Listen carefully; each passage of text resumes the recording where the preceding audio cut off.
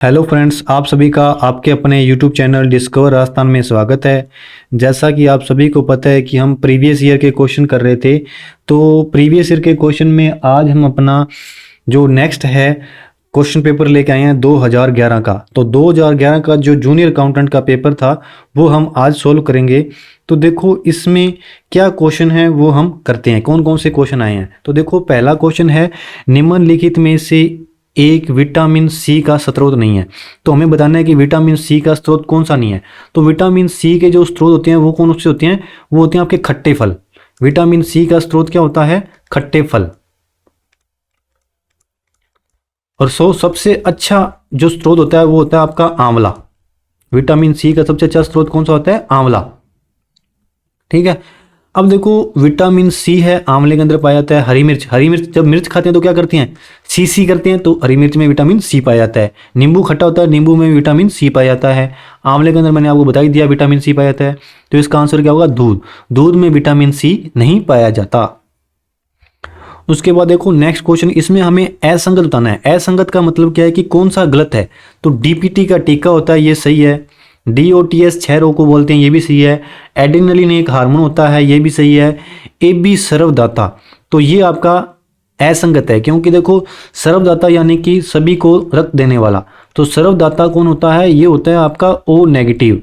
और एक होता है आपका सर्वग्राही। सर्वग्राही का मतलब क्या होता है, सारों के सारों से ब्लड ग्रुप रहने वाला, तो वो होता है आपका ए बी। तो इसका आंसर क्या होगा, ए बी है, वो सर्वदाता नहीं है, ये क्या है आपका सर्वग्राही है। अब देखो यदि माता तथा पिता सामान्य हो तो लड़कों में हीमोफीलिया होगा। तो देखो यदि माता वाहक है तथा पिता सामान्य है, अब दोनों में से एक है, जैसे माता तो क्या है, इसमें तो हीमोफीलिया है मान ले, और पिता है, ये क्या है, पिता है, ये इसमें नहीं है। तो देखो इसकी संभावना क्या है, बच्चों में होने की संभावना कितनी हो जाएगी, 50% हो जाएगी, क्योंकि दोनों में एक को है तो 50% होगी। अब चलते हैं नेक्स्ट क्वेश्चन पे। देखो चिकनगुनिया होता है एक। देखो अनुवांशिक रोग कौन से होते हैं, जो पीढ़ी दर पीढ़ी चलते हैं, पीढ़ी दर पीढ़ी। और जन्मजात रोग कौन से होते हैं, जो जन्म से ही होते हैं, जन्म से। ठीक है, और अभाव रोग कौन से होते हैं, जिसमें कोई कमी हो, वो अभाव रोग होते हैं। अब चिकनगुनिया क्या है, चिकनगुनिया रोग है, इसमें क्या होता है, अपनी जो जोड़ों में दर्द होने लगता है। तो ये कैसा है, पैथोजेनिक डिजीज है, यानी कि रोग जनक रोग है। ये कैसी डिजीज है, पैथोजेनिक डिजीज है। अब नेक्स्ट क्वेश्चन है, इसमें भी अपने क्या करना है, गलत जोड़ी का चयन करना है। अब देखो डेंगू बुखार है, इसमें क्या होता है, व्हाइट ब्लड सेल में कमी हो जाती है, डब्ल्यूबीसी में कमी हो जाती है, उसी को अपने क्या बोलते हैं, थ्रोम्बोसाइटोपिनिया। डब्ल्यूबीसी में कमी क्या कहलाता है, थ्रोम्बोसाइटोपिनिया। एचआईवी क्या एक वायरस है, एचआईवी क्या वायरस है, और इसमें ये किसका वायरस है, ये एचआईवी जो एड्स का वायरस है। तो यहाँ डीएनए का वायरस दे रखा है, तो गलत जोड़ी चयन करना था, तो यही आपका आंसर हो सकता है, क्योंकि ये गलत दे रखा है। वर्णांता क्या होता है, कलर ब्लाइंडनेस, तो ये कैसा है, लिंग संलग्न रोग। तो ये जो वर्णांता रोग है, ये कैसा है, अनुवांशिक रोग है। और पीनियल का है, और अक्रियाशील तीसरा नेत्र। एक यंत्र जो यांत्रिक ऊर्जा को विद्युत ऊर्जा में बदलता है। देखो जैसे अपने जनरेटर को अपने घुमाते हैं, हाथ से घुमाते हैं, तो फिर उसमें क्या एनर्जी आती है, एनर्जी से हमें क्या मिलती है, विद्युत ऊर्जा मिलती है। तो देखो जनरेटर को अपने हाथ से घुमाते हैं तो कौन सी एनर्जी दी, यांत्रिक ऊर्जा दी। कौन सी एनर्जी दी, यांत्रिक ऊर्जा। और यांत्रिक ऊर्जा का रूपांतरण किस में हो गया, विद्युत ऊर्जा में हो गया। तो जो यांत्रिक ऊर्जा को विद्युत ऊर्जा में बदलता है उसको क्या बोलते हैं अपने, उस युक्ति को बोला जाता है डायनेमो। 2,4-D क्या है आपकी, एक ये शाकनाशी है। 2,4-D क्या है, शाकनाशी। ये उनको मारने के लिए, शाक को मारने के लिए यूज की जाती है। ठीक है, अब देखो नेक्स्ट क्वेश्चन है, खाद्य श्रृंखला में ऊर्जा प्रवाह एक दिशा में होता है। हाँ सही बात है। देखो हम लोगों ने पढ़ी थी, जैसे पेड़ पौधे हो गए, पौधे हो गए, पौधों को कौन खा जाता है, ग्रास ऊपर खा जाता है, यानी कि टिड्डा खा जाता है। ठीक है, टिड्डे को कौन खा जाता है, टिड्डे को चूहा खा जाता है। चूहे को कौन खा जाता है, बिल्ली खा जाती है। तो इस प्रकार ये एक दिशीय रहता है। ठीक है, एक ही दिशा में चलता है, ये आपका सही होगा। तो खाद्य श्रृंखला में लंबाई सामान्यतः 3 या 4 पोषक स्तरों तक सीमित होती है, तो ये भी सही है। दोनों के दोनों सही हैं, तो दोनों कथन आपके सही हो जाएंगे। अब मिनी माता रोग, तो मिनी माता रोग का कारण क्या है, माता जी का पारा। माता जी का पारा क्या हो गया, माता जी का पारा क्या हो गया, हाई हो गया। तो पारे को अपने किसे लिखते हैं, एच जी से। तो देखो ये आपका आंसर हो जाएगा Hg। ठीक है। विश्वव्यापी उष्णता में मीथेन का योगदान कितना है? मीथेन का योगदान लगभग 20 से 30% होता है, तो आप इसका आंसर 20% कर सकते हो। उसके बाद आगे आपका पेब्रिन निम्न में से किसका एक रोग है? अब देखो पेब्रिन है रेशम कीट का रोग है? नहीं है। हाँ, पेब्रिन किसका रोग है? रेशम कीट का रोग है। किसका रोग है? रेशम कीट का। और मधुमक्खी किसको पालन क्या कहलाता है? एपीकल्चर। रेशम कीट का पालन क्या कहलाता है? सेरीकल्चर। रेशम कीट का पालन क्या कहलाता है? सेरीकल्चर। और मधुमक्खी का पालन क्या कहलाता है? एपीकल्चर।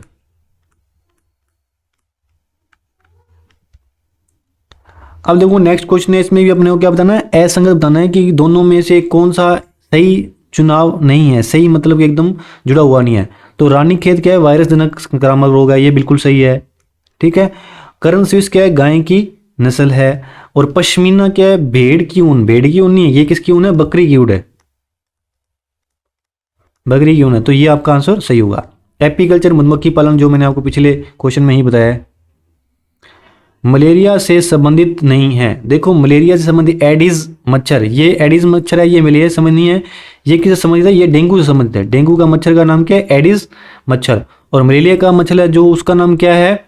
मादा एनाफ्लिस। मादा एनाफ्लिस मच्छर किसका है? मलेरिया का। तो प्लाज्मोडियम से फैलता है मलेरिया। ठीक है। अब देखो निम्नलिखित में से भोजन तथा जलवाहित रोग है। भोजन तथा जलवाहित, देखो खाने से और जल से कौन कौन से रोग फैलते हैं? एक तो फैलता है हैजा और एक फैलता है पेचिस।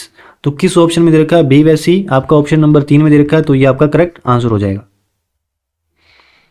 अब देखो नेक्स्ट क्वेश्चन है। नेक्स्ट क्वेश्चन है प्रोपेन का आणविक सूत्र C3H8 होता है। देखो C3 बना लेते हैं, 1 2 3। तो ये क्या हो गया? हमारा C3 कंप्लीट हो गया। अब H8, देखो कार्बन की सांद्रता कितनी होती है? कार्बन की सांद्रता होती है 4। तो देखो एक बॉन्ड बना लिया, दूसरा बॉन्ड बना लिया, और ये तीसरा बॉन्ड बना लिया, और ये चौथा बॉन्ड बन गया। ठीक है। उसके बाद देखो कार्बन की सांद्रता कितनी होती है? 4। एक बॉन्ड, 2 बॉन्ड, और एक बॉन्ड ये हो गया, एक बॉन्ड ये हो गया। अब यहाँ भी कार्बन की सांद्रता 4 पूरी करनी है, एक तो होगी, तो ये 3 होगी। अब हमें क्या बताना है? हमें बताना है कितने आणविक सूत्र इसमें होते हैं। प्रोपेन में आणविक सूत्र C3H8 इसमें होते हैं, कितने सहसंयोजक बंध होते हैं? तो देखो सहसंयोजक बंधों की संख्या की गिनती करनी है। तो गिनती करो, देखो 1 2 3 4 5 6 7 8 9, और ये क्या होगा? 10। तो देखो 10 होते हैं इसमें, 10 कोवेलेंट बॉन्ड होते हैं। तो पता लग गया क्या कैसे किया ये? कार्बन की सांद्रता कितनी होती है? 4। तो वायुमंडल की किस परत में 90% ओजोन पाई जाती है? तो ये पाई जाती है संताप मंडल में। देखो क्षोभ मंडल, संताप मंडल, मध्य मंडल, आयन मंडल, इस प्रकार आपके मंडल चलते हैं। तो संताप मंडल के अंदर क्या पाई जाती है? ओजोन गैस पाई जाती है। इसको क्षति कौन बन जाती है? क्षति बनाती है CFC। CFC का पूरा नाम क्या है? क्लोरोफ्लोरोकार्बन। क्या नाम है? क्लोरोफ्लोरोकार्बन। और ये किस में पाई जाती है? ये आपकी पाई जाती है रेफ्रिजरेटर में। किसमें? रेफ्रिजरेटर। रेफ्रिजरेटर किसको बोलते हैं? अपने फ्रिज को बोलते हैं। ठीक है।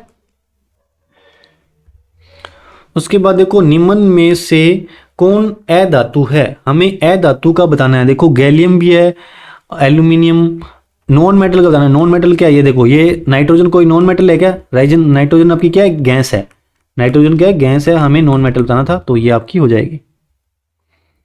निम्नलिखित में से एक वेब ब्राउजर नहीं है। देखो मोजिला आपका वेब ब्राउजर है, गूगल क्रोम भी आपका वेब ब्राउजर है, ओपेरा भी वेब ब्राउजर है, याहू आपका वेब ब्राउजर नहीं है। ये एक आपका सर्च इंजन है। निम्न शरीर का अंग जिसमें विटामिन डी संश्लेषित होता है। तो विटामिन डी, जब विटामिन डी अपने को किससे मिलता है? धूप से मिलता है। ठीक है। विटामिन डी की कमी से कौन सा रोग होता है? बच्चों में तो होता है रिकेट्स, और बड़ों में कौन सा होता है? ओस्टियोमलेशिया। ओस्टियोमलेशिया। ये रिकेट्स किस में होता है? बच्चों में। और बड़ों में क्या होता है? ओस्टियोमलेशिया। ओस्टियो किसको बोलते हैं? हड्डियों। तो इसको क्या बोलते हैं? हड्डियों का कमजोर होना। हड्डियों का कमजोर होना। और विटामिन डी धूप से मिलता है, तो धूप से मिलता है तो धूप किस पे जाती है, त्वचा पे जाती है, तो विटामिन डी द्वारा जो संश्लेषित अंग है वो है आपका त्वचा।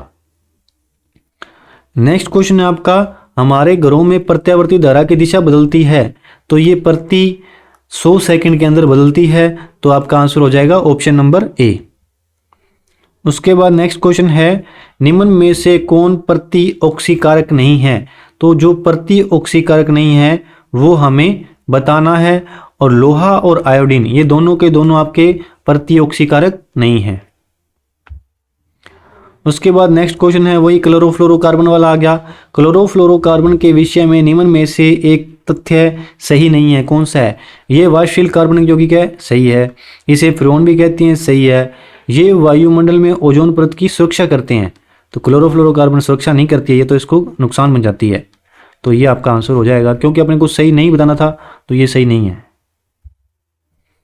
अब आपका नेक्स्ट क्वेश्चन देखो, निम्न में से एक अनुवांशिक रोग नहीं है। अनुवांशिक रोग कौन से होते हैं, जो पीढ़ी दर पीढ़ी चलते हैं, कहाँ चलती हैं, पीढ़ी दर पीढ़ी।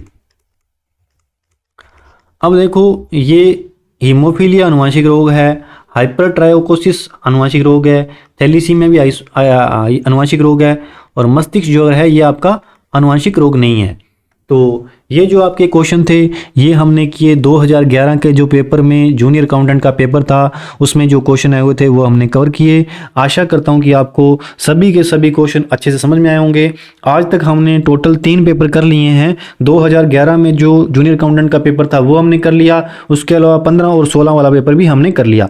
तो इसी प्रकार आपके लिए जूनियर अकाउंटेंट में आने वाले जो महत्वपूर्ण क्वेश्चन हैं उसकी सीरीज हम आगे लाते रहेंगे, और आप हमारे साथ जुड़े रहिए। और यदि आप इसका पूरा सिलेबस भी कंप्लीट करना चाहते हो टॉपिक वाइज, तो आप प्लेलिस्ट में जा करके हर टॉपिक को देख सकते हो, और उसमें हमने आपको लगभग कोर्स पूरा कंप्लीट करवा रखा है। और आशा करता हूं कि आपको आज की क्लास अच्छी लगी होगी। यदि आपको हमारी क्लासेस अच्छी लग रही हैं, ज़्यादा से ज़्यादा लाइक करें, शेयर करें, सब्सक्राइब करें। आप सभी का हमारे साथ जुड़े रहने के लिए बहुत बहुत धन्यवाद। Thank you very much.